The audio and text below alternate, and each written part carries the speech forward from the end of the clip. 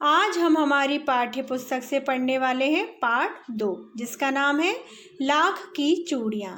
लेखक का नाम है कामतानाथ, जिनका जन्म 22 सितंबर 1935 को हुआ। मृत्यु 25 मई 2015 को हुई। बच्चों, हम पाठ की व्याख्या के साथ साथ पाठ में आए हुए कठिन शब्दों के अर्थ भी जानेंगे। ये जो पाठ लिखा गया है वो कामतानाथ जी के द्वारा लिखा गया है। इस पाठ में कामतानाथ जी ने मशीनों के अधिक प्रयोग से उत्पन्न दुष्प्रभाव का हृदयस्पर्शी वर्णन किया है। एक ऐसी कहानी को हमारे सामने व्यक्त करने का प्रयास किया है जो कि हमारे हृदय को छू ले। यहाँ पर बदलू काका की पीड़ा के बारे में उन्होंने मार्मिक तरीके से वर्णन किया है।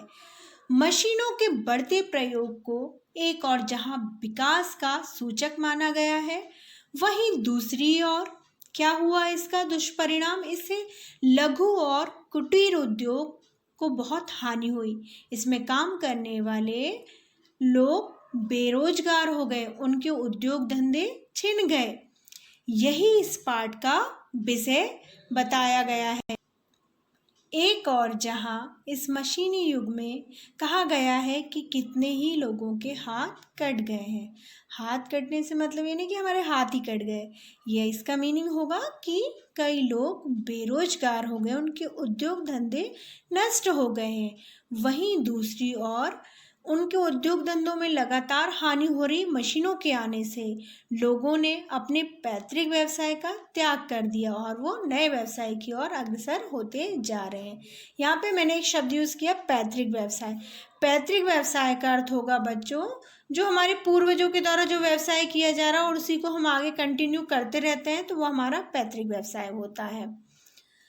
ये पूरी तरीके से बेरोजगार होते जा रहे हैं सभी लोग। इस पाठ में मशीनी युग का शिकार हुए बदलू काका की पीड़ा का बहुत ही मार्मिक वर्णन लेखक ने हमारे सामने प्रस्तुत किया है। लेखक को अपने मामा के गांव में अगर कोई व्यक्ति अच्छा लगता था तो वो उन्हें बदलू काका अच्छे लगते थे।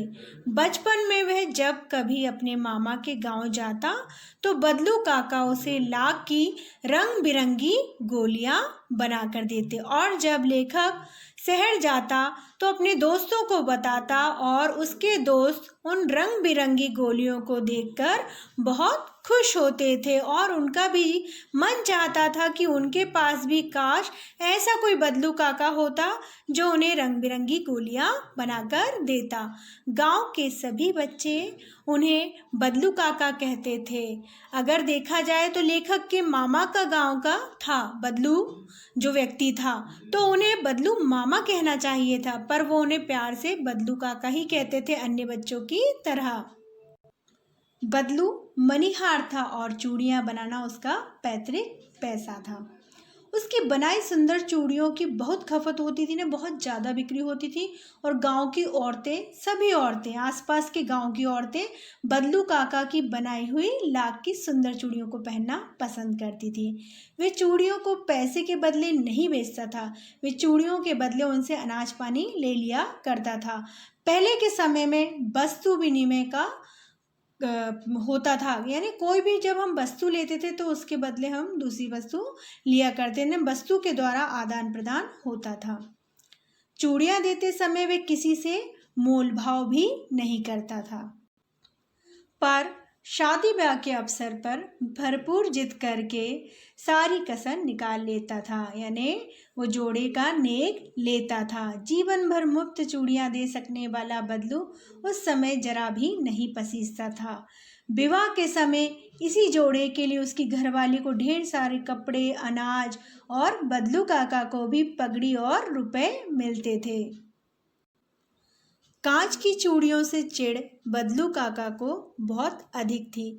जिस स्त्री के हाथ में वे कांच की चूड़ियों को देखते अंदर ही अंदर कुढ़ते और कभी कभी उन्हें कुछ सुना भी देते थे। लेखक से वे घंटों बातें करता।